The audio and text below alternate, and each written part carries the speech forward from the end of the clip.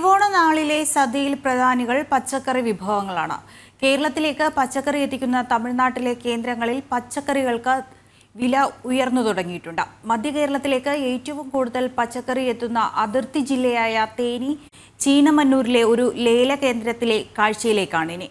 മുൻവർഷത്തെ അപേക്ഷിച്ച് വില കുറവെങ്കിലും വാങ്ങാൻ ആളില്ലെന്നാണ് വ്യാപാരികൾ പറയുന്നത്.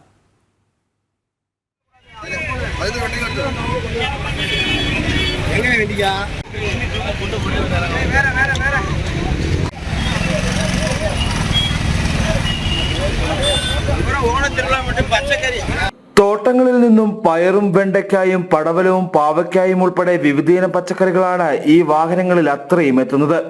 ചിന്നമന്നൂരിലെ മാർക്കറ്റ് ആകെ പച്ചക്കറികളാൽ നിറഞ്ഞിരിക്കുന്നു. ഇനിയിപ്പോൾ ലേലമാണ്. കേരളത്തിൽ നിന്നും തമിഴ്നാട്ടിൽ നിന്നുമുള്ള വ്യാപാരികൾ ലേലത്തിൽ പങ്കെടുക്കും.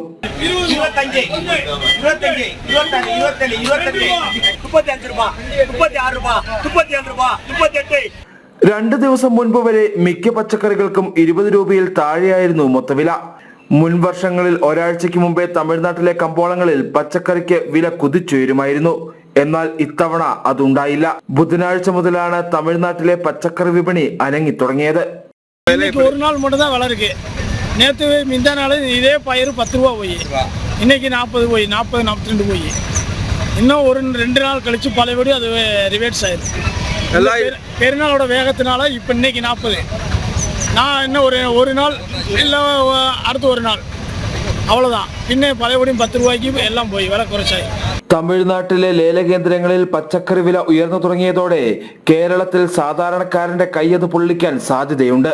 ഇതിനിടെ ഉൽപാദന ചെലവിന് ആനുപാതികമായുള്ള വില ലഭിക്കാത്തതിൽ കർഷകർക്ക് നിരാശയുണ്ട്. നിലവിൽ ആവശ്യക്കാർ കുറവെങ്കിലും വരുന്ന 2 ദിവസം പച്ചക്കറിക്ക് ആവശ്യക്കാർ കൂടുമെന്ന പ്രതീക്ഷയിലാണ് വ്യാപാരികളുള്ളത്. ജനം, ഇടുക്കി.